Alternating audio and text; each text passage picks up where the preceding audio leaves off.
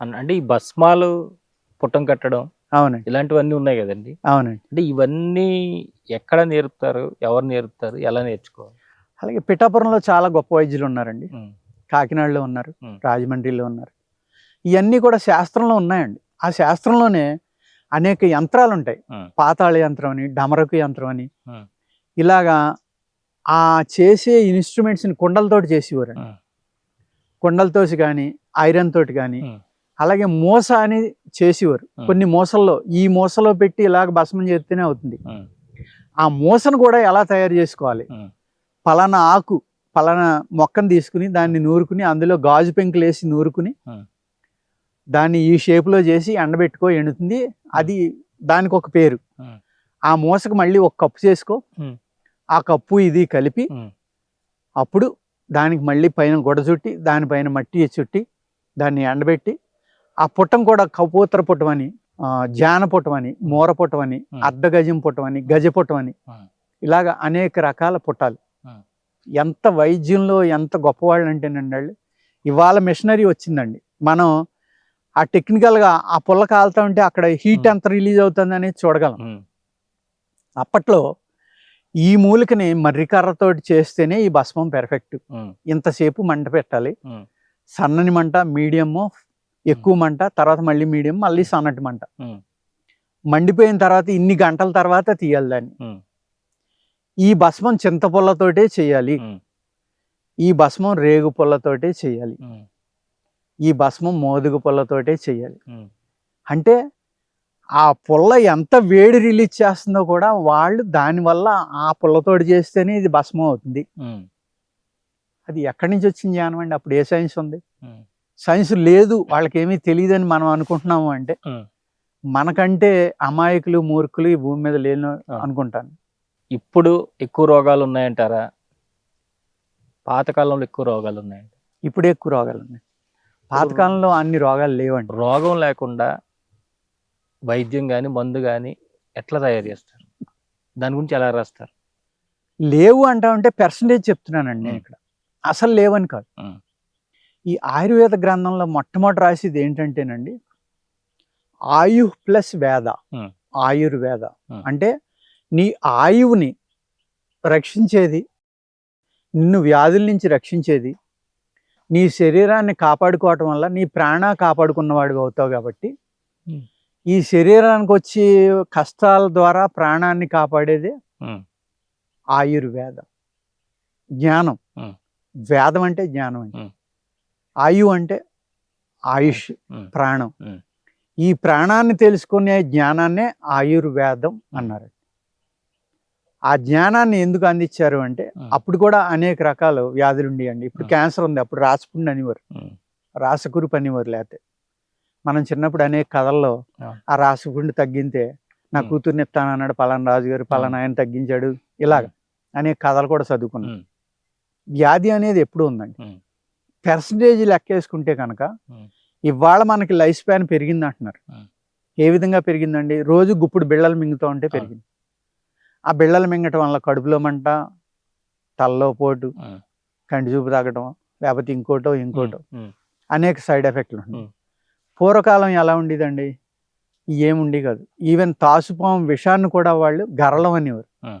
దాన్ని శుద్ధి చేసేవారు. హ్మ్. శుద్ధి చేసి అది చాలా తక్కువ మాత్రలో ఆ మనిషికి ఇస్తే, హ్మ్.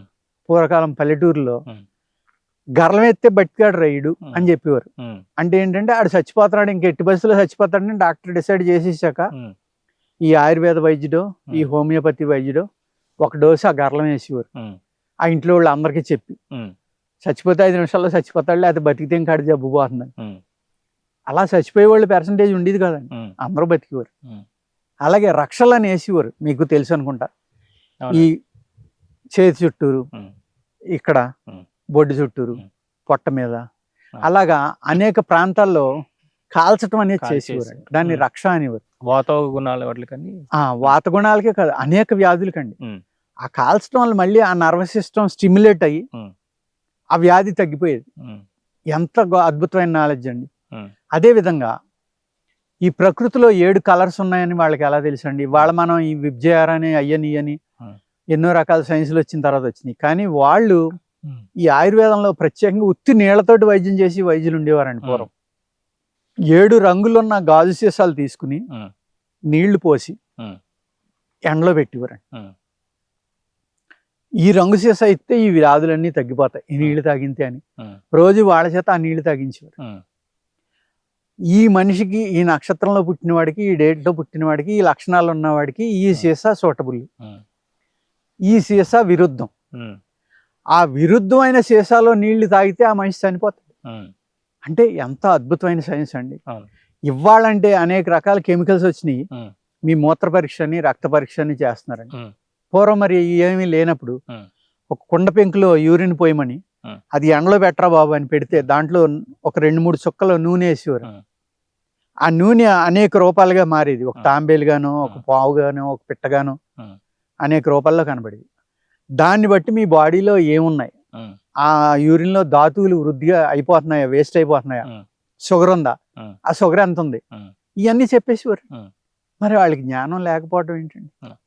అలాగే మీరు అడిగినట్టుగా జబ్బులు లేకపోవడం లేదండి, ఉన్నాయి. కానీ ఇప్పుడు ఉన్నన్ని రకాలు లేవు. అప్పుడు ఒకటే ఏంటది, శరీరం. ఇప్పుడు యోగులు ఏం చెప్తారండి, మీరు గొప్ప యోగి దగ్గరికి వెళ్తే నువ్వే రహస్యం ఈ సృష్టిలో, నీ గురించి నువ్వు తెలుసుకుంటే ఈ సృష్టి అంతా నీకు అర్థమవుతుంది. నువ్వు తెలుసుకోవాల్సింది ఒకే ఒకటి, అదేంటంటే నీ గురించి నువ్వు తెలుసుకో. అదే విధంగా ఇక్కడ మనం వైద్యం చేసేది మీకే లేకపోతే నాకే, అది ఒకటే, అదేంటి శరీరం. ఇప్పుడు 186 నుంచి 200 సబ్జెక్టులు వచ్చినాయండి అందులో. కానీ ఒక ఆయుర్వేద వైద్యుడు కానీ, ఒక యునానీ వైద్యుడు కానీ, ఒక హోమియో వైద్యుడు కానీ, ఒక సిద్ధ వైద్యుడు కానీ ఏం చేస్తున్నారు, ఈ 186 మంది దగ్గరికి పంపట్లేదు కదా. అన్ని లక్షణాలు వాళ్లే చూసి వాళ్లే మందిస్తున్నారు. ఎలా ఇస్తున్నారు, ఆ శరీరం గురించి పూర్తి అవగాహన ఉంది వాళ్ళకి. సపోజ్ ఒక అల్లోపతి వైద్యుడిని ఆత్మ ఉందంటే ఏం చెప్తాడండి, లేదనొచ్చు, లేకపోతే ఆయనకి స్పిరిచువాలిటీ ఉంటే ఉందనొచ్చు. మరి అనాటమీ మేము మొత్తం మాకు తెలుసుకుందాం అంటున్నారు, మనం ఉందంటాం, వాళ్ళు లేదంటారు. వాళ్ళు నేర్చుకున్న సైన్స్ అది, మనం నేర్చుకున్న సైన్స్ ఇది. ఇక్కడ కాంట్రవర్సీ కాదండి. ఏదైతే మోడర్న్ సైన్స్లో అద్భుతాలు ఉన్నాయో అవి, ఏదైతే ఈ సనాతన ధర్మంలో కానీ, ఈ ట్రెడిషనల్లో కానీ, ఆల్టర్నేటివ్ మెడిసిన్లో కానీ అద్భుతాలు ఉన్నాయో ఇవన్నీ కలిపారనుకోండి, మానవాళికి ఒక నిజంగానే ఎన్నో రకాలుగా మనం చేయొచ్చండి. ఇప్పుడు నేను ఉన్నానండి, నాకు నిజంగా ఎయిడ్స్ గురించి తెలియదు, హెచ్ఐవి గురించి తెలియదు. అమెరికా నుంచి ఒక డాక్టర్ గారు వచ్చారు, ఎవరో చెప్పారంట నా గురించి. ఉదయం 6 వచ్చి రాత్రి 7 దాకా కూర్చున్నారు ఆయన నా దగ్గర. ఆయన ప్రపంచంలో one of the best virologist అంటుంది ఆయన. ఆయన రాజుగారు నాకు ఫైల్స్ అన్ని చూసి అసలు ఎలా చేస్తున్నారు ఇది మీరు అన్న, నాకు తెలియదు సార్. ఆయన నవ్వుతాడు, ఆయన నిజంగానే నాకు తెలియదు. ఓకే, ఈ మూలికలో ఇన్ని లక్షణాలు ఉన్నాయి, శరీరాన్ని ఎంత అద్భుతంగా తయారు చేయగలదు, ఈ మూలికిస్తే ఆ ప్రాబ్లం ఎందుకు పోదాం అనే ఉద్దేశంతో అలాంటి 4 మూలికలు కలిపేవడం. నా 80 ఫార్ములాలు కూడా అనుభూత యోగాలేనండి, శాస్త్రంలో ఒక్కటి కూడా లేదు. నేను చదివిన చదువుని బట్టి, నా గురువులు నాకు నేర్పింది, నేను ఇంటర్నల్గా పరిపక్వత వల్ల కానివ్వండి, నేను చేసే యోగా వల్ల కానివ్వండి, ప్రాణాయామం వల్ల ఇవ్వండి, ఈ కాంబినేషన్లో ఇస్తే ఇది తగ్గొచ్చు అనిపించడం వల్ల అది తయారు చేసి దాన్ని అన్నీ శుద్ధి చేసి దాన్ని ఆయుష్లో పర్మిషన్ తీసుకోవటం, అది వాడడం, ఇలా జరుగుతూ ఉంటుందండి. వాళ్ళు జానెట్ విలియమ్స్ అని ఒక ఎయిడ్స్ కేసు పంపించారు. పంపిస్తే ఆ అమ్మాయికి 3 నెలల్లో ఎయిడ్స్ తగ్గిపోయింది. ఎయిడ్స్ హెచ్ఐవి కాదండి, ఇక్కడ హెచ్ఐవి 4 స్టేజెస్ దాటాక ఎయిడ్స్లోకి వెళ్తుంది.